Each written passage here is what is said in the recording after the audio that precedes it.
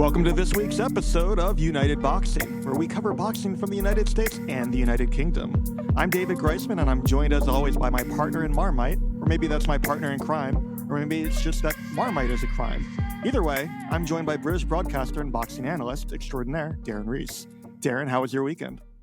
It was very nice indeed, thank you, David. I had a very rare weekend off of being ringside doing commentary, which I'm not going to lie, I did miss. But I managed to get down to my local boxing club to watch 14 skills bouts. And it was real grassroots boxing. And you kind of see kids putting on gloves for the first time. And that's just a reminder of how wonderful the sport can be when you haven't got pedophiles and all the politics and all the bad stuff which can happen. So I had a wonderful weekend, thank you very much. You sent me a photo this weekend from one of your favourite tourist attractions.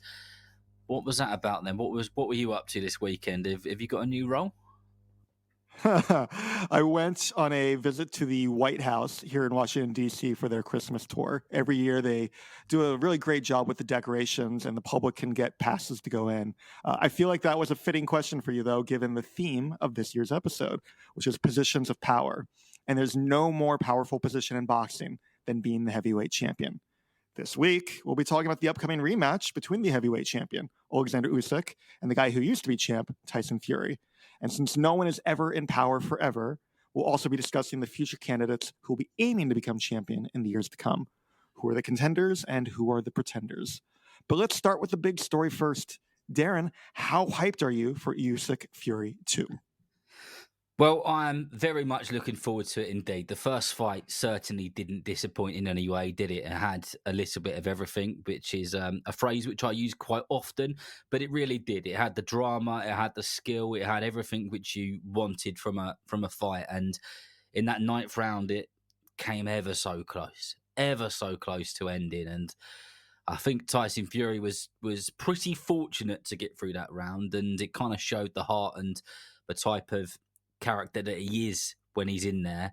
And it does make me wonder the sort of Tyson Fury or the sort of Gypsy King which we'll get on Saturday night. What are the thoughts and feelings buzzing around your brain and around your gut as we go into fight week and the fighters land in Saudi Arabia, in Riyadh, and everyone starts to get exciting? It is so hard to know exactly what to expect, and that is because both of these guys are so skilled. They can make adjustments in training camp. They can make adjustments mid-fight. And they can also fight in different styles.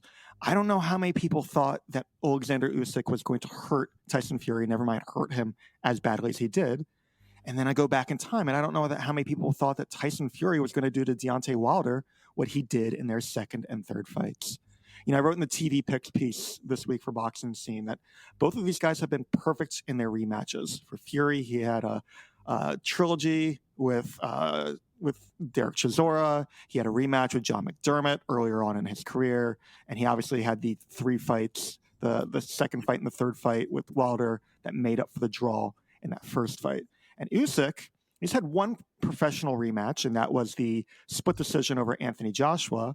But even if you go back to the Olympics, the person that he beat for the gold medal was the person who had beat him in the previous Olympic Games.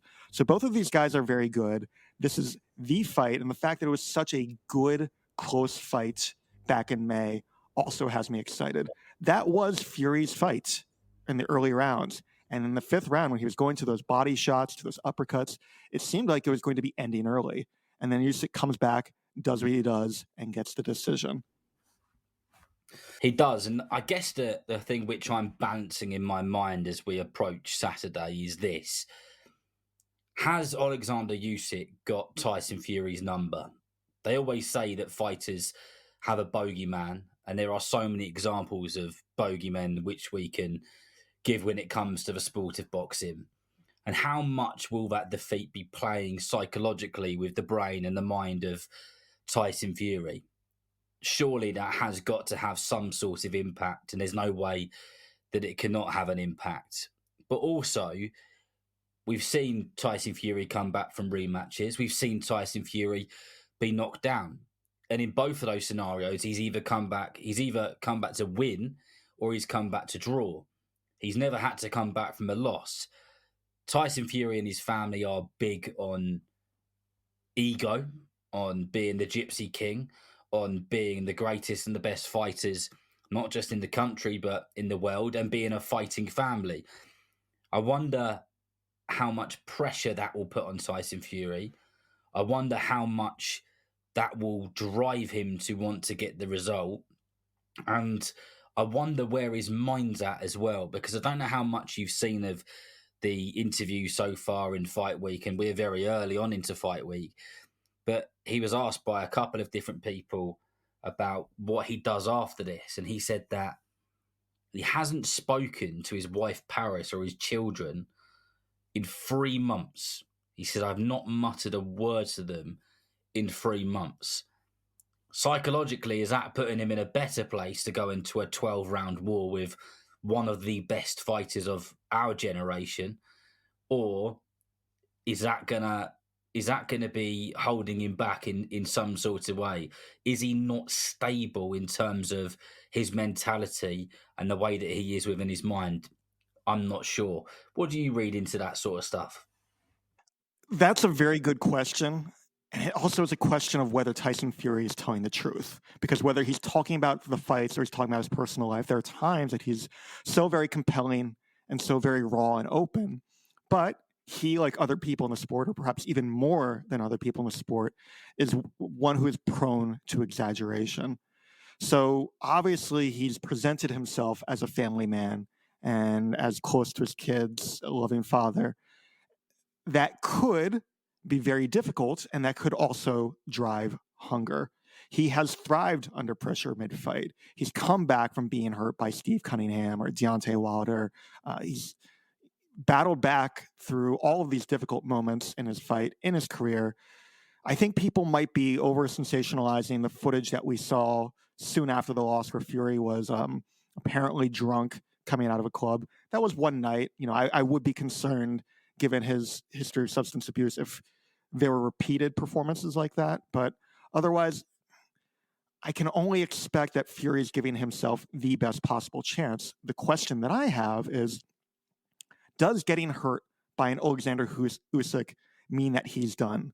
Is there a big difference between being hurt by Deontay Wilder, one of the biggest punchers, if not the biggest puncher ever in the heavyweight division, and being hurt by an Oleksandr Usyk?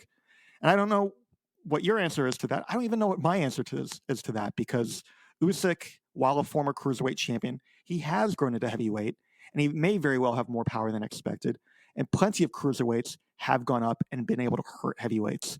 And I brought up Steve Cunningham. Steve Cunningham never really grew into heavyweight after being a cruiserweight, and he hurt Fury back then. And we thought the world of that, and Fury ended up succeeding plenty after that. I've heard many people say this, and I've read it in books, and I've heard it from the mouths of fighters. They say that when fighters are in tough fights, in grueling fights, both psychologically and physically, a bit of that person, and this might sound a bit dramatic, but this comes from a lot of people, and I know you would have heard this as well, a bit of that person is left in that ring. And Tyson Fury has had tough, grueling fights in recent years. Never mind all the other stuff, which we could get into, and that remarkable comeback of being, what was he, over 30 stone and all that other stuff. People know that story. We don't need to go into that. But the 3 fights with Wilder, a fight I don't think we've mentioned yet is Francis Ngannou, where he was dropped with a left hook in the 3rd round. Not only would that have taken a bit out of him, because that was a big old shot, and he found himself on the canvas in the fight which was meant to be a walk in the park. But then that bout with Oleksandr Usyk, there's no way that Tyson Fury is today the man that he was before he had all of those bouts. So how much does that affect him as well? And all of these questions are questions which make this so intriguing. But I feel this is a bit Tyson Fury heavy at the moment, and we're not really going on to the Oleksandr Usyk side of it.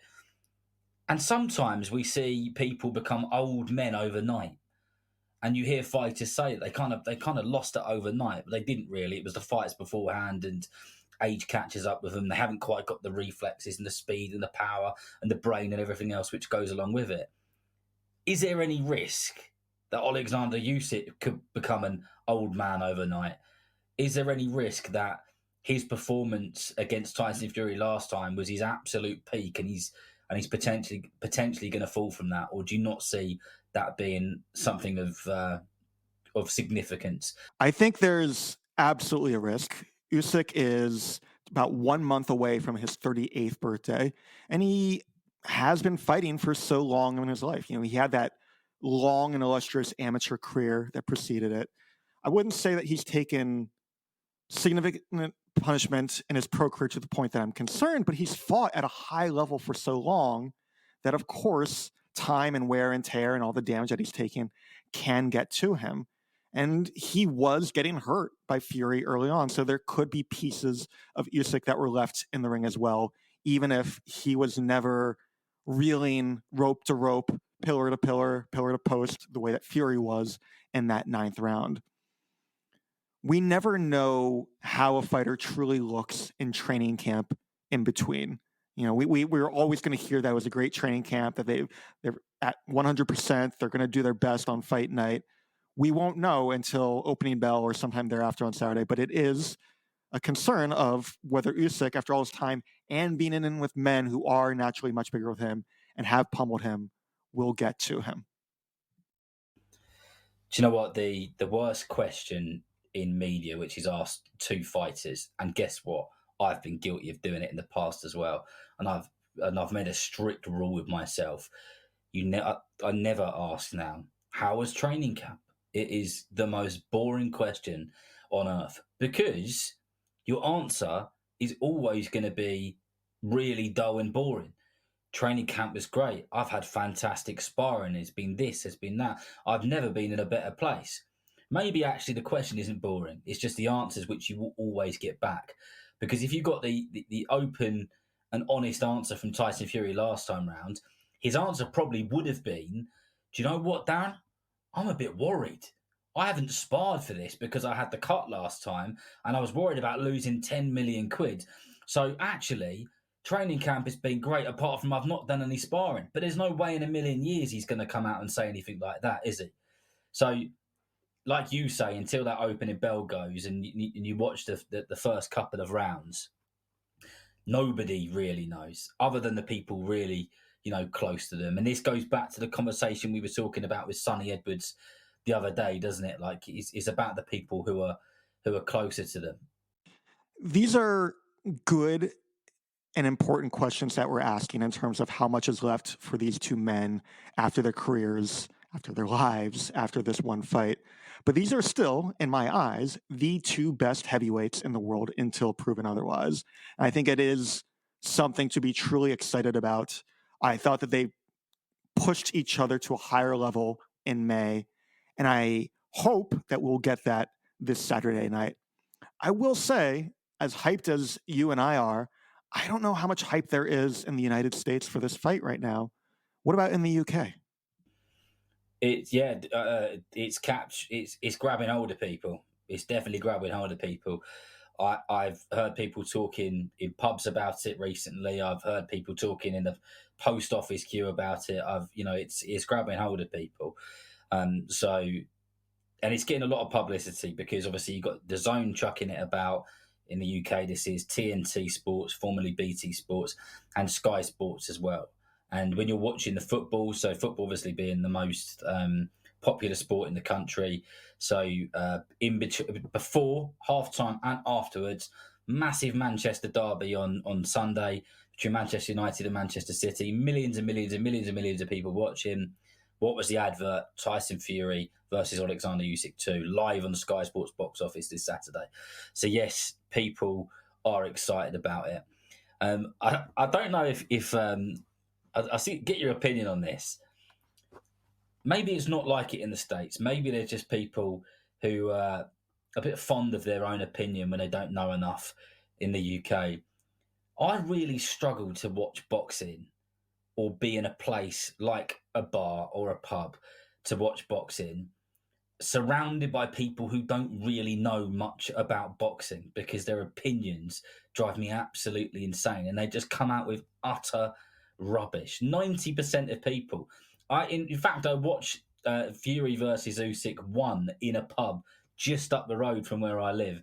And I had to walk out the second the final bell went because there was people in there who were driving me nuts with their just ridiculous, like mind-boggling opinions. Is it the same in the US?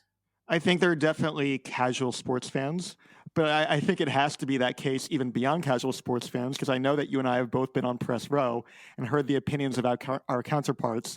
And it's not just differing opinions, it's how did you get that job? And I'm sure that they felt the same way about me sometimes. That said, this sport cannot survive without the casuals, and hopefully it is our job to try to educate them even further. Yeah, that was a very good diplomatic answer, David. Well done. You get the trophy for diplomat of the week. No, in all seriousness, let's push each other for a prediction on this then before we start talking about other things like what could potentially happen next, mandatory challenges and all that stuff. And I'll go first. I think that Oleksandr Usyk does have Tyson Fury's number. I think he goes into this fight even more confident. Not only does he know that he can beat Tyson Fury, I believe he knows that he can hurt him like he did in that ninth round. And I think this time round, he will put his foot on the gas a lot quicker. And when those opportunities come up, he'll capitalise on them. And I'm even going to chuck a round on it, David. I'm going to go Oleksandr Usyk round 5. What are you saying?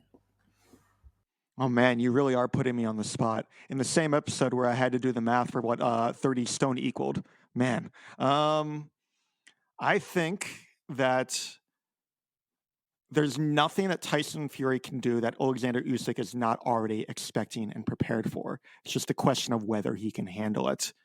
And I don't think that there's anything that Tyson Fury can do to stop what Usyk is capable of doing. Let me rephrase that. I think that there's a lot that Tyson Fury can do, but he can't stop all the things that Usyk can do. I think Usyk is just such a great all-around fighter, can make mid-round adjustments, and I think he will catch Fury with something that Fury doesn't see. I was worried when Usyk moved up to heavyweight. Those first fights, I remember he struggled with Derek Chisora. I thought this was going to be too much for him. It is still a bit walking on a tightrope for him, because he is facing these big men with these big punches. And Fury is really good at the many different things that he does. I can see this as a late stoppage or another decision for Oleksandr Usyk. We'll see whether one or both of us is eating crow in our next episode. But we also should talk about the undercard. I don't know if we've gotten spoiled with some of these very packed undercards that we've had lately, undercards that didn't have to make money. They could be loss leaders. This is also promoted or financed by Turkey Al Sheikh, but it feels like a lackluster undercard to me. Sergey Boachuk, that fight should have been much better. He was supposed to face Israel Madrimov in a fight between junior middleweight contenders before Madrimov pulled out. Boachuk is at least facing a solid late replacement in Ishmael Davis. But otherwise, we've got Peter McGrail against another late replacement, Reese Edwards, Moses Itauma versus Dempsey McKean, Johnny Fisher versus Dave Allen, and Lee McGregor versus Isaac Lowe. Are you excited about this undercard? Am I just being unfair? No, I don't think you're being unfair at all. I think when you look down the left-hand side of the undercards, there is 4 clear winners, and Boachuk, McGrail, Itauma, and Fisher will win comfortably, in my opinion, very, very comfortably. The only one which intrigues me more than anything is Lee McGregor versus Isaac Lowe, which is, it's not a bad fight. It's okay. I think they're pretty well matched. I was a couple of meters away from the pair of them on the press conference announcement, and there was a good bit of needle there. So normally that calls for a good fight with some genuine kind of intentions to go for it. So that's the only other one that really intrigues me. But yeah, like if look, I just made some predictions for Tyson Fury or Oleksandr Usyk 2, or the other way around. I think Boachuk will win inside the distance quite comfortably. I imagine Peter McGrail will beat Reese Edwards, who is unbeaten. He'll be too skillful and he'll be too clever. His boxing IQ is going to be too much for Reese Edwards. in terms of how I'm seeing it. Moses Itauma is just knocking everybody out, and Dave Allen, with all the respect in the world, is he's only 32, but he's an old man really, because he's been in there and had some ridiculous fights where he's taken so much unnecessary punishment. And I don't know if you ever heard this story about when he was sparring with Oleksandr Usyk, and that was kind of the time when he decided to call it a day within boxing initially, before he came back and came out of retirement. Not exactly a George Foreman return out of retirement, but it was a return out of retirement. And Oleksandr Usyk hit him, and basically, like, his brain was so scrambled, he lost his feet, and he doesn't really remember much from that spar or anything around it. And there's a bit more detail that goes into it, and some good articles and interviews of him explaining it. But that was like 4 or 5 years ago, maybe 5 or 6 years ago. Since then, he's been punched in the head many, many, many times, and Johnny Fisher has got the bit between his teeth, and he's knocking absolutely everybody out. So, a very long answer, but yeah, maybe we have been spoiled. But I just think the left-hand side of the card are going to have a bit of a walk in the park. Am I being too harsh? I don't think you're being too harsh. I think one upside of this card being in Riyadh is that it's starting early in the morning here in DC, so around 10:30. So 3:30 over there in the UK. So at least we're not going to be staying up too late. That said, I really wish that these promoters, these broadcasters would give us a better time for when the walkout fight was going to be, so that those of us who don't want to sit through the long slog of an undercard at least know when we can start tuning in for the other big fights. Here's my problem, David. I've never had this problem before for a mega card, but I've got a problem on Saturday. I actually want the main event to be as late as possible, because it is my wife's birthday on the 22nd, and my youngest son follows, right? So they've got a joint party together on Saturday, which obviously I will be at. And my dear wife booked it in, not knowing what the boxing calendar looked like. How dare she? So I'm hoping that the party will be over and I'll get home about 11 p.m. UK time, and there's still a couple of fights before Tyson Fury and Oleksandr Usyk come out. But that's just me being completely selfish. However, in all seriousness, I would say from past experience, whether that's been the recent Tyson Fury fights or Anthony Joshua fights and the Riyadh season events, they have generally started a lot later, but it would be good of them, and they will release it eventually, to say when that main event is meant to be happening. You'll be rooting for another unnecessary concert before the main event. And maybe... Yeah, just get them all out. Just like get Missy Elliott back as well. That's what I say. And get her to just do her entire album back catalogue until I get back, and then they can turn the power off. This is going to be like what radio DJs did years before, where they need to go to the bathroom and they would just play Freebird or some other very long song on the radio so they could take their time. Well, happy early birthday to your wife. I hope that you both get exactly what you want this coming Saturday. Let's move on. If we can, though, you brought up Moses Itauma, who is probably the most important fighter, even if it's not the most competitive fight on the undercard. And I say that because Itauma is, 19 years old, is already seen as potentially being the future of the heavyweight division. And that was the thrust of my Fighting Words column on Boxing Scene this past weekend, where I was wondering, after Usyk-Fury 2, what does the heavyweight division have in store, not just for the winner, but in general? And I broke this down into a few categories. There's the champions and the title holders. There's the mandatory challengers. There's guys who are demolished but have not yet departed. And then there's the unknowns. And so, if we may, let's go category by category and talk about what we think could be happening in the future. So when I talked about the champions and the title holders, I was wondering, could we get Usyk-Fury 3?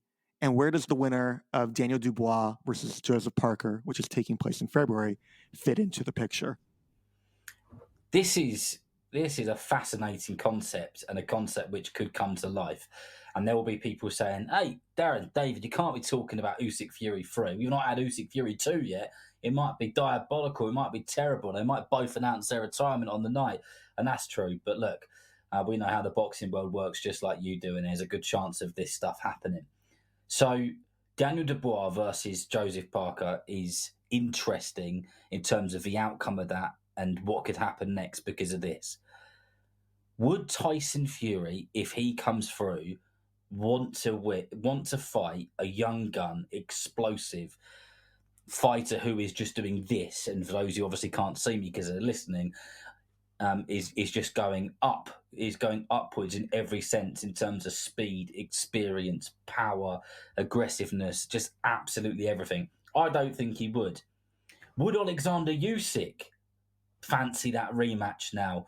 Now we've seen what Daniel Dubois has done to Anthony Joshua at the National Stadium.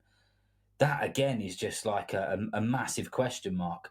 I'm not sure. And then the other side of it is Joseph Parker and Tyson Fury are good pals, really good friends. And the reason Joseph Parker trains in the UK is because of Tyson Fury. Tyson Fury got him over from New Zealand, put him up in some digs, and has basically allowed him initially to train in his gym and be a part of the squad. And they are very, very good friends indeed. Would they fight each other? I don't think so. You wrote about it all in Boxing Scene. So for people who haven't read that yet, on this topic, what is your thoughts and feelings around it? I think the fights for both of them are more likely if it's Dubois as the winner. I think Usyk Dubois would finally settle that controversy over whether the body shot or low blow that Dubois put Usyk down with was wrongly ruled in, whether Dubois deserved that victory or whether Usyk got a fair win. I also think that Fury would be more likely to face Dubois, not just because of the reason that you mentioned, his friendship with Parker, but also because it's a bigger event. But I don't think that would be the first pick for Fury. I think if Fury beats Usyk, he would still go for a fight with Anthony Joshua. There is less luster on that fight than there once was, and we'll talk a little bit more about that later. But I think Fury, being toward the tail end of his career, still wants the big events or the biggest possible events, and you can't blame him for that. So beyond that, we mentioned the February 22nd fight between Parker and Dubois, but there's another fight on that card, Zhilei Zhang versus Agit Kabayel, and I'm sorry if I got that name wrong. That is for the WBC's interim title, which would give them a potential shot at the winner. There's Kubrat Pulev, and I can't believe I'm mentioning that name when it's almost 2025, but his recent win over Mahmoud Char gave him the WBA regular heavyweight title, which ostensibly gives him a shot.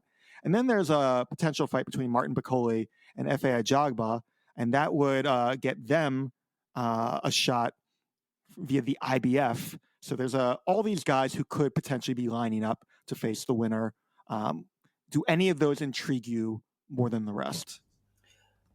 I think with Zhilei Zhang we've seen this might come back to bite me on the backside. But I think with him, we've probably seen the best of him. He's certainly getting on now in age, isn't he? That being said, it is the heavyweight division. He is explosive. He's got some serious knockout power. But when you look at Kabayel, who is 25-0, knocked out 17 people at 32 years old, which is a pretty peak age when it comes to the heavyweights. And he's also a fighter who lots and lots of people rate very highly indeed. I think he's the sort of person who could come through and contend properly in the heavyweight division. How long? I think he'd give Daniel Dubois a very good fight. So is the question though that could he end up fighting Tyson Fury or Oleksandr Usyk, or are you thinking about this in a way that once those guys fight, they will choose not to fight one of the winners of these fights in terms of their mandatories and relinquish the belts? How do you see that playing out? I think my answer to your either or question is yes. I don't want to just frame this in terms of who is going to be most likely or most exciting to face the winner. But I also am intrigued in terms of how one or more of these people might fit into that top tier, those big fights. I don't know that Kabayel has a name. I know he doesn't quite have a name yet that resonates with people beyond the hardcore, but that could begin depending on how he performed against Zhilei Zhang. I know that there's not really an appetite for Kubrat Pulev to be in with these big men, these big names. And I'm kind of hoping that the WBA, as properly maligned as they are for having multiple belts, that Pulev kind of plays interference with whoever the WBA regular challenger is and maybe gets knocked off at some point so that we can see that person then move on to face the champions instead. I love the idea of the Bakole Ajagba fight. I think that is proper violence, and I would love to see them against the winner against anybody else. So for me, it's the Zhang Kabayel fight and the Bakole Ajagba fight. And if we get a third fight between Usyk and Fury, or if we see the winner of that fight face the winner of Dubois versus Parker, I would love to have kind of unofficial mini tournament where the Zhang Kabayel winner faces the Bakole Ajagba winner. We both know that's not what's going to happen. When one person gets a mandatory position, they're going to sit in that position so that they can either get the big payday or that they can then inherit the world title when the champion doesn't face them, as we saw with Daniel Dubois. Not that Dubois did anything wrong in that case. There are, though, other names. Go ahead.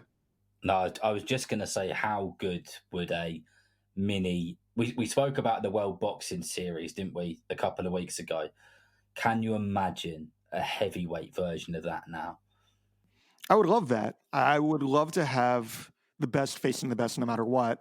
I will say one benefit of Turki Al-Sheikh's involvement, and we've talked about the absolutely fair criticism and questions that need to be asked, but one benefit that's happened is there are so many heavyweight fights that have happened that it's been like an unofficial round robin, and guys have moved forward because of their victories. Joseph Parker's entire career has been resuscitated because of that. And we've seen guys get second chances or third chances, which has led to them earning their way back into the picture.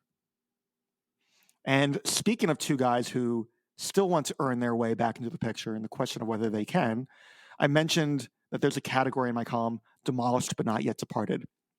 Anthony Joshua is very much past his best years. He has not held a heavyweight title since September 2021. Deontay Wilder has not held a world title since he lost to Fury in February 2020. But I think that either of these guys could still be back in a big fight. Whether they deserve to be back in a big fight for anything except for their marketable names is another question. Could we see either of these guys face any of the names that we've mentioned already? Should we see either of these guys face any of the names we've mentioned already? I think it's one thing saying that, Deontay Wilder is demolished but not yet departed. There's different levels to that category, I believe, because Deontay Wilder had a fairly lengthy old career. It was 2008 when he first turned over as a professional, and since then he's had 48 bouts, and in his two most recent fights, he was he lost to Joseph Parker, and then he was badly beaten up by Zhilei Zhang in June this year, wasn't it? Blimey, it feels like it was a lot longer ago. But he looks so far past his old self. Like, he doesn't look. We spoke earlier about fighters leaving a bit of themselves in the ring. There was a huge chunk of Deontay Wilder lost in all three of those occasions that he fought Tyson Fury, especially the last two fights. And the last fight was almost a kind of watch for your fingers kind of stuff. For me, Deontay Wilder, in terms of fighting at the top, is done. He's given us some fantastic moments. Great talker, made some big mistakes as well, and said some silly stuff, but lots of fighters have done as well. It doesn't make it right. I'm not saying that it does. Anthony Joshua does fit into that category, and I think it's fair that you've put him there, but not in the same respect as it does with Deontay Wilder. I think he was just beaten by the younger, fresher fighter on the night that he was knocked out by Daniel Dubois. But could he operate? Could he beat a Joseph Parker again? Yeah, I think he probably could. Could he beat Martin Bakole again? I think he probably could. Could he beat Zhilei Zhang? Yeah, I think he probably could. Could he beat Oleksandr Usyk third time trying? Don't think so. That fight with Tyson Fury, though, in a year's time or whatever, that could still be very interesting. There's a lot of unknown. We were talking about how much Fury or Usyk might have left. We don't know until we see Joshua back in, and also just the number of different trainers he's had, the amount of work that he still needs to put in to continue to improve. We don't know. And we also don't know in terms of the many different prospects who are working their way up. And so in my unknown section, I mentioned guys who are at different phases of their career. So there's Fabio Wardley, there's Moses Itauma, who we've talked about already. There's Lawrence Okolie, who's moved up from cruiserweight and bridgerweight, came in at 261 pounds the other week. There's Bakhodir Jalolov, the brothers Lenier and Dainier Pero, Mourad Aliev, Richard Torrez Jr., so the one guy here from the United States, Jared Anderson, another guy from the United States, but who we saw get destroyed by Martin Bakole. And then there's the potential return of Vladimir Klitschko, which I don't think would fit in terms of competitiveness, but would absolutely be a wrench in the machine, preventing some of these other guys from getting a big fight. Of those unknowns, who do you think has the best chance based on what you've seen so far, or is it still far too early to tell for all of them? I think it's probably far too early for all of them. And if I stick to three of the British guys, when you look at Fabio Wardley, his performance against Fraser Clarke was sensational and he looked really explosive and fantastic indeed. However, with all the respect in the world to Fraser Clarke, it's Fraser Clarke and he's not in there with Oleksandr Usyk, he's not in there with Tyson Fury, Martin Bakole, Daniel Dubois, any of those people. I've been around boxing enough. I've seen thousands of fights now over the years, especially live, and to watch people go from turning over as an amateur to a professional fighter to working their way up to world title fights. And when you see the levels in boxing, you can really see the levels in boxing. And people who have been around it enough, and I know that you would have seen this yourself, will understand what I'm saying with that. Moses Itauma, I can see why people are getting very excited about him because he is only 19 years old. When you speak to him, it's like he's 29 years old. It's like he's been around the professional game his whole life. He's not just a good fighter. He's not just a knockout artist. He's incredibly mature and has got a level head on his shoulders. And then Lawrence Okolie, who we spoke about a lot last week, obviously off the back of his knockout, he has already won a world title in two weight categories, if you want to call the other one a weight category, or as some people might call it, the WBC's kind of made up category. Although doesn't the WBA have a bridgerweight category as well? Is that correct? They do, yeah. The disease is spreading. Yeah, they're the only two though, aren't they? Yeah, the WBO and IBF haven't picked that up yet. I think that while there is an opportunity for more money when you've got more sanctioning fees, maybe the fighters just aren't popular enough yet that they're going to water down all of their heavyweight fights, but we will see. Yeah, so whether some people will agree or disagree, Lawrence Okolie on paper is a two-weight world champion. He can box as long as he don't do that awful holding stuff which he's been known for. Like I said last week, it looked like he was doing everything not to do that. He could be a genuine contender. So we'll see how it all unfolds. But an exciting few years ahead.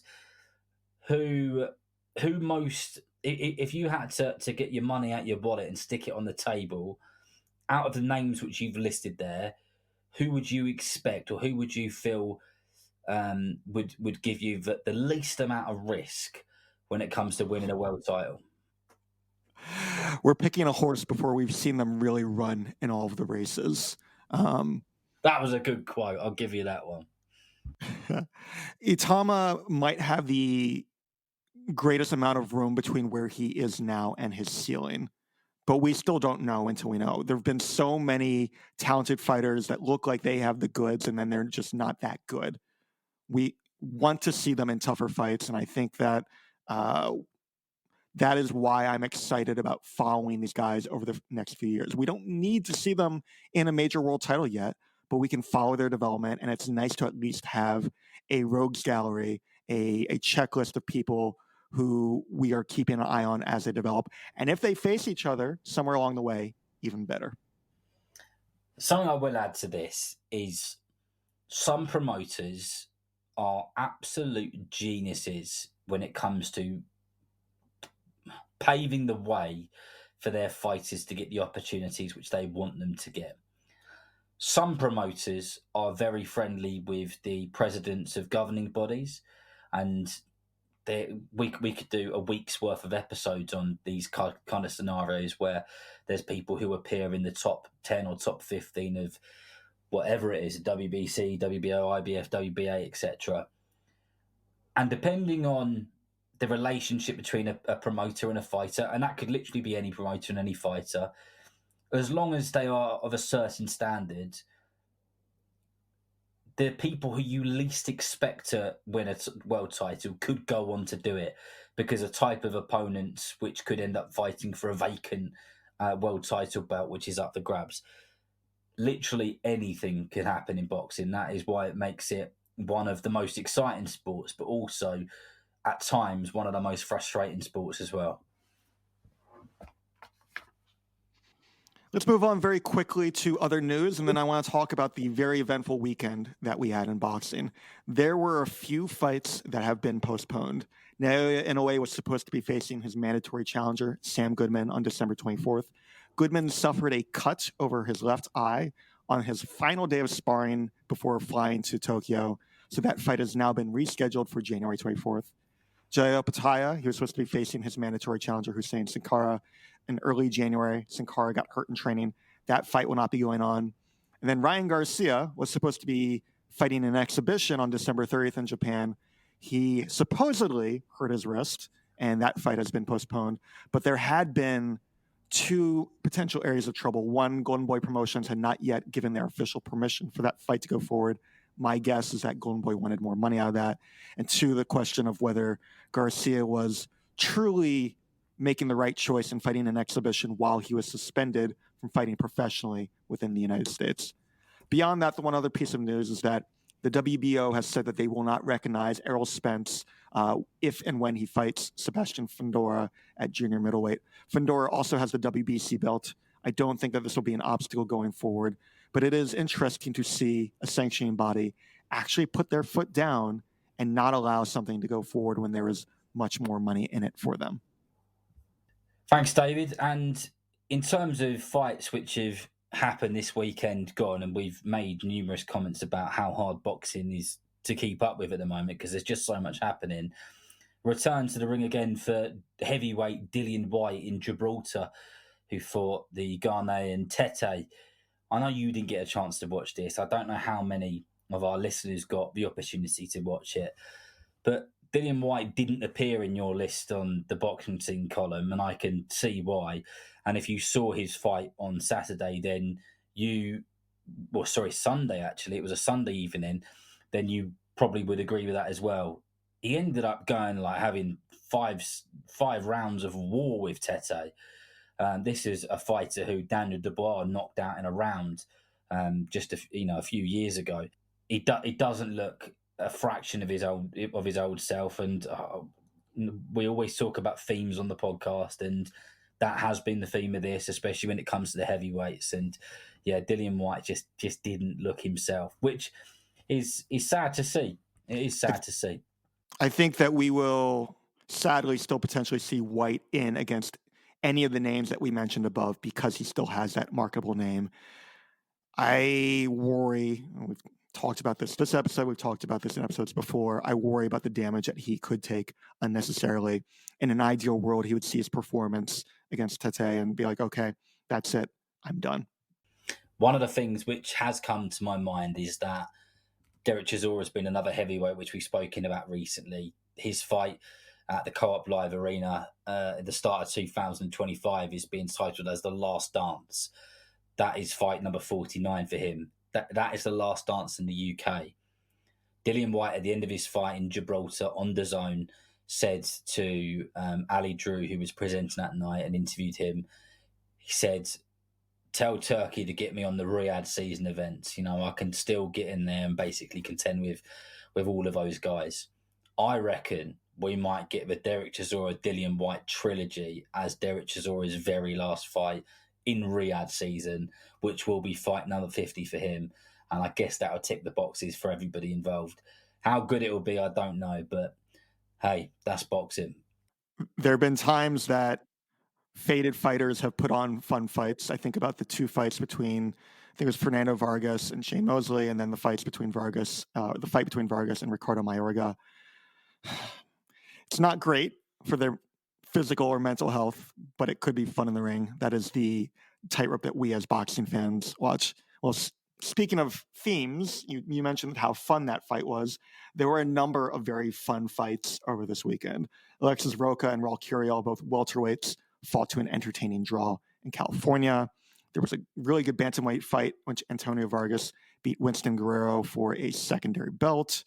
There was the Cutler versus McKenna fight. I think you watched that fight. I did indeed, yeah. That was a good scrap at the Liverpool Exhibition Centre.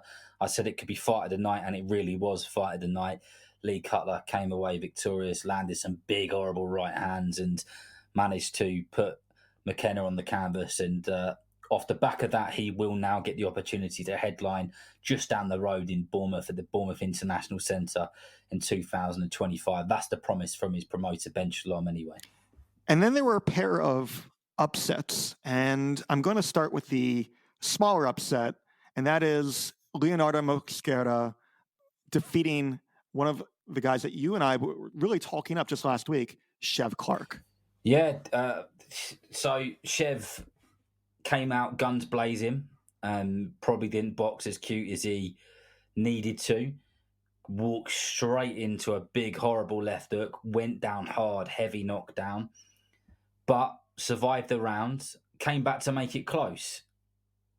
I don't think he was the winner, and I think losing it on a split decision for Chev was probably fair enough. But this is what happens, I guess, when you do some proper matchmaking and you put good fighters in with good fighters. I know Eddie Hearn and Matchroom and all the gang there were expecting him to come through it, but they were expecting it to be a tough test. And I spoke last week about how he's only really boxed people with winning records. And I think this will go one way or the other for him, really. It'll either progress him in a positive and a good way, or it'll knock his confidence a little bit. But he is a good fighter, a very good fighter indeed. He's got a good amateur pedigree behind him, and we'll see what the return of Chev Clark looks like in 2025. I reached out to him after that fight just to sort of check in and just say, hope you're doing well, Chev. And he was all in good spirits. I think he's kind of, excuse the pun, taking it on the chin, and he's looking forward to going again in the new year. I think that decision loss is a setback, but not anywhere near as hard to bounce back from physically, mentally, career-wise as what just happened with Jaime Munguia in his homecoming fight in Tijuana, Mexico, against a guy that really, on paper, had no chance, and that was Bruno Surace. Bruno Surace scored a one-punch knockout in the 6th round of that fight. So I don't know if you saw that fight, but Munguia was winning over the first 6 rounds. He was clearly ahead, but Surace was having times that he landed some good, solid shots. But Surace has spent much of his career as a middleweight. Munguia, of course, had been a junior middleweight and middleweight before, and he'd been in some tough fights. He had that war with Derevyanchenko the other year. He lost and was somewhat carried by Canelo Alvarez earlier this year. But it was still a huge shock that the undefeated Surace, who never fought anybody on Munguia's level, who had only had 4 knockouts in his 25 wins coming into this fight, and who was seen as the smaller guy and the underdog, just put away Munguia. What a huge upset. And I don't know where the blame is for that, but I also think that Munguia can bounce back. But if the goal was to try to build him up, not as the next Canelo Alvarez in terms of talent, but in terms of stardom, as somebody who could be the guy for Mexican and Mexican-American fans moving forward when Canelo does retire, this will hurt Munguia depending on when and how he bounces back. Does this come down to what we've spoken a little bit about when we talk about us being spoiled when it comes to cards? And what I mean by that is, are we as boxing fans, are we as people who work in boxing getting used to a certain thing happening? And that certain thing is great fights being put onto cards. And then on the other hand, are we so used to the left-hand side of the fight card being the winners, and we're just, when something like this happens, we're just so, I'm not saying just you and I, this is the raw we, that we're just so shocked by it. This was not designed to be a competitive fight. This guy was in there for a reason. It was there to have Munguia look good against in front of his home crowd. There are fighters who surpass what we see on paper, who are much better than the level of opposition that they've faced and just have not had a chance yet. But there was no reason to expect that this result was going to happen. If Bruno Surace could not score knockouts against the guys that he was facing, the fact that he was able to knock out Munguia with one perfect shot. Yes, Munguia has had defensive liabilities. Yes, he's taken punishment in his fights, but this was still a huge upset. And it is a reminder that if you have the skill, if you land the right shot in the right place at the right time, you can do damage. I don't know that I would call it a lucky punch, but I will say that maybe one reason that Surace was able to do this and Canelo wasn't is because Munguia himself wasn't expecting it and maybe fought in a way that he wouldn't have done against other people. And again, just got caught right on the button with a punch that he didn't see. It was a proper knockdown as well, wasn't it? I have seen the highlight of the knockdown. It was a genuine, proper. He smashed him, didn't he? He did. And the funny thing is, in front of his hometown crowd, I don't think that Munguia got any hometown help. The count seemed a little fast for me. It did seem like he rose before the count, somewhat definitely on unsteady feet, and the referee stopped the fight instead of giving him a chance to move on. So that was the other shocker that led to the end. Before we move on, I do want to mention the one other notable fight over this weekend. Actually, a couple other notable fights. Mourad Akhmadaliev won his fight to become the interim WBA title holder, and again called out Nelia in a way. Don't know if and when he will fit in, but I do want to see that fight, even though I understand the criticism against Akhmadaliev not really having done much of note since his loss to Marlon Tapales. And then, of course, there were the title wins for Natasha Jonas and Lauren Price. And we did get the announcement that they will be fighting in early 2025. What do you want to say about those two wins and that fight? It was exactly what we expected to happen, or exactly what we said in the podcast last week, that Lauren Price would win her fight comfortably. She did. It was a third-round knockout. Natasha Jonas won pretty much every single moment of every round. The event was called Collision Course because they all had one thing in mind, and that was the fight between those two. And those two will meet, as you say, 7th of March next year, 2025, for a trilogy of world title belts in the welterweight division. The IBF, the IBO, whatever you think of that, and the WBC will all be up for grabs. And maybe even the WBA as well, isn't it, from memory? Just the three. So it is the 3 world titles and the ring championship. There will be one other world title holder remaining afterward, and that is Michaela Mayer. But that fight will happen at a very special venue in the UK, the Royal Albert Hall, which is used for some quite significant events within music, and some of the best people on earth have performed there. And it's a place which used to be pretty famous for its boxing back in the day, especially after kind of post-war. So it's going to be a pretty historic evening on International Women's Day, and it's an all-women's fight card with the rest of the cards to be announced in due course. I love that. It gives an opportunity for more of these up-and-coming women fighters to get the greater spotlight, to hopefully become stars on the level of some of these other champions that we're seeing. And yes, just to clarify, Mayer has the WBO, so this fight between Price will be between Price and Jonas will be for the IBF, WBA, WBC, and Ring Magazine championships. All right, let's move on to our fighters of the week. Darren, who is your fighter of the week?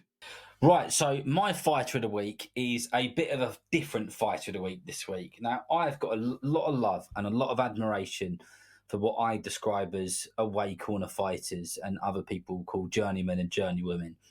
They are the backbone to the sport of boxing, especially in the UK. The amount of shows up and down the country which wouldn't happen if it wasn't for the sake of journeymen or away corner fighters or journeywomen. So my fighter of the week this week is a very well-known away corner fighter from Stockport in the UK, is a guy called Dale Arrowsmith. Now, you made a joke about Dale Arrowsmith just a few weeks ago. Do you remember? I think that was one of our very early episodes. I was joking about him and Tyson Fury and not wanting to miss a thing. That was it. You can't. I've just given you the opportunity to recite your joke, and there it was. So I'm not saying he is going to go on to win any world titles or win anything significant, but I've commentated on fights which he's been a part of a lot recently, and I did a little bit of looking into him. He has had 133 bouts since 2019, and what you've also got to consider there as well is right in the middle of that we had 2 years of a global pandemic. So in the time that he's been active, my goodness, has he been in that boxing ring? And he always gives an unbelievable account of himself. I don't know how he survives as often as he does. In 122 losses, he has only been stopped 9 times. He's given loads of the people that you watch on the TV now their debuts. He's not just an opponent, he's a bit of a tutor when he's in there. You can see him chatting away to the young fighters, and he's almost giving them tips and tricks as he goes along. So, my fighter of the week is Dale Arrowsmith, not because he's a great fighter, just because he's such an integral part of the sport. And I want to tip my hat to not just him, but him and all of his colleagues as well, because without them, quite frankly, the lower end of boxing would be stuffed. Arrowsmith has fought 26 times this year, and the only time that he didn't lose was a draw. I don't know how that one fighter who didn't beat Arrowsmith must be feeling about their career right now. One little thing before we hear from about your fighter of the week is people will know that I, away from doing commentary and other stuff, I make documentaries, mainly audio documentaries. I am in the process of getting a TV documentary commissioned called Fighters for Hire, which is about the live stories, journeys around basically away corner fighters, journeymen, where I get to follow for 3, 4, 5, 6 months journeymen on their on their lives at home, going to shows of them, like going to a brain scan, going to all these different types of things. It's not over the line yet. I'm speaking to a couple of different production companies who are interested in it. If we can get a TV channel to say, yeah, we'll have some of that, then that will be a very, very interesting topic indeed, because we don't have enough of boxing in the in the on the main TV channels. Anyway, David, plug over. Dale Arrowsmith, you didn't want to miss a thing. I don't want to miss a thing either. Who is your fighter of the week? Well, first, I hope we see that project of yours come to fruition. You are very talented in so many different ways. I would call you a five-tool player, but I'm imagining you don't really know much about baseball, and I'd have to explain what that means. I haven't got a clue, so I'll take it as a compliment. It is very much a compliment. And as this is, I feel like the theme of this episode is themes. I'm going to be talking about another fighter who's been very busy this year and another five-tool player who wrote about him. And that is my boxing scene colleague, Lucas Cattell, who does so much great work for boxing scene, both with what he is writing, who he's writing about, and also the stuff that he does behind the scenes. Lukey, he has all of these connections and he finds stories in places that many other reporters don't look. And he tells those stories very compellingly. And one story that he has put together is about Paul Bamba, a cruiserweight who entered this year wanting to fight 15 times, so less than Arrowsmith, but wanted to fight 15 times this year. He will have his 14th fight of the year and final one this weekend, so won't quite make the goal, but will be facing Rogelio Porky Medina. It's a very fascinating story. Bamba had no boxing experience when he left the Marine Corps. He went to a boxing gym and essentially was just challenged by a friend, paid a little bit of money to get in there with a boxer and take some punches. And that led to him having a very brief 3-fight amateur career and then into the professional career that he's had. Bamba is 18-3. He, of course, his eyes might be bigger than his stomach. He's hoping to face the Jake Pauls or Tommy Furies or have an exhibition match with KSI. He wants to eventually go after Gilberto Ramirez. Either way, if there are fighters like Arrowsmith who are the lifeblood of the sport, so are these guys who will never quite reach the top level but are fun and interesting to follow. So Paul Bamba is my fighter of the week. Lucas Cattell is my writer of the week, and do follow his work on Boxing Scene. Fantastic. And while we're on the topic of boxing scene, one last plug, which doesn't affect me in the slightest, but I just genuinely think it's really interesting. Matt Christie, my good friend and colleague's been out at the WBA convention in Miami this week, and we spoke about the WBA earlier on, and we spoke about the Bridgerweight and all that stuff, and we've spoken about ridiculous belts over the years. Matt is putting together a very in-depth piece of work on that convention, on the WBA, how they're running it as a business, some of the meetings he was involved in, and all that other good stuff. If you want to hear a little bit about that, listen to the Opening Bell podcast after this is finished. The most recent episode, Matt talks about his time from Miami, in Miami, and some of the things which he's seen, which have blown his mind. Fascinating subject. And I can't wait for that bit of work to come out. Matt is another very talented boxing journalist, somebody else I'm very proud and happy to be working alongside. I'm also happy and proud to be working alongside you as well. It's been great to be doing this podcast with you for the past few months. We've got one big fight left, and that is the Tyson Fury Oleksandr Usyk rematch. Darren, when are we back? It's been a pleasure. We started this podcast late this year, and it's been good fun. So thank you, David. Always an absolute pleasure and entertaining to catch up. Whether it's you teaching me American slang or American information or knowledge, or if it's me teaching you a bit of the old Cockney one too, up the apple and pears and all the Marmite talk. But this will be the last pod until the 14th of January. I'm hoping to go away the start of January just for a little bit. Then my boxing calendar starts again on January 11th, where I'll be back ringside, my favourite place in commentating. So, that's when we will return. Well, Happy New Year to you. A big thank you and a Happy New Year and Happy Holidays to all of our listeners. We'll see you in 2025. And in the meantime, I'm on X at Fighting Words 2. You can follow the show at United Boxing Pod. And Darren, where can people find you? You can get me at Darren Rees _ everywhere except for Blue Sky, which is just Darren Rees. Thank you, everybody.